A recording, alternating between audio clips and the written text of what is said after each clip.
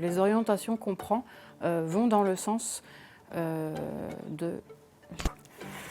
Et la troisième chose, du coup, je l'ai oublié, les données et...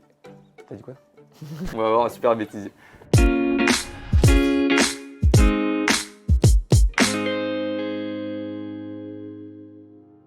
Bonjour, je suis Eva Pinault, directrice de la transition écologique à la communauté d'agglomération Paris-Saclay. Bonjour, je m'appelle Anthony, je suis chef de projet transition écologique dans le service d'Eva.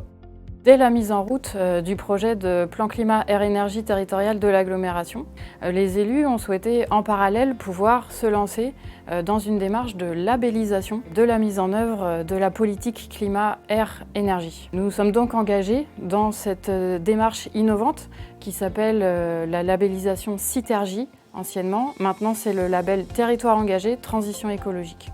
C'est un référentiel qui est géré par l'ADEME en France et qui permet d'obtenir des points par rapport aux choses que l'on a mises en œuvre, par exemple sur la rénovation des bâtiments, sur les mobilités, sur la gestion de l'eau. Et à la fin, on peut avoir entre 1 et 5 étoiles.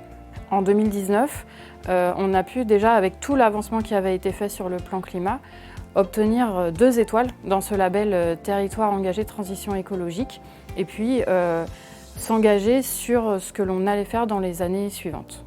Et en 2022, on a été la première collectivité d'Île-de-France à obtenir la 3e étoile, notamment grâce à la transversalité entre nos services. On s'est échangé les informations, partagé les données pour connaître un peu mieux ce que chacun faisait. Et cette labellisation, elle a permis du coup de valoriser nos actions avec les agents de l'agglomération, avec les habitants, avec les élus, mais aussi d'intégrer un réseau de collectivités qui étaient déjà engagées dans la démarche et partager l'expérience. Et enfin, de renforcer nos liens avec l'ADEME pour aller chercher d'autres sujets, d'autres financements.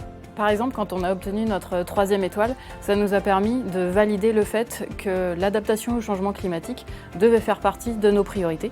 L'adaptation au changement climatique, c'est travailler sur l'orientation des bâtiments au moment de leur construction, la végétalisation, et ça peut aller jusqu'à simplement avoir des volets aux fenêtres. L'obtention de ce label, ça nous permet de valider le fait que les sujets sur lesquels on travaille vont dans le sens de la lutte contre le changement climatique dans un cadre qui est prévu à un niveau national.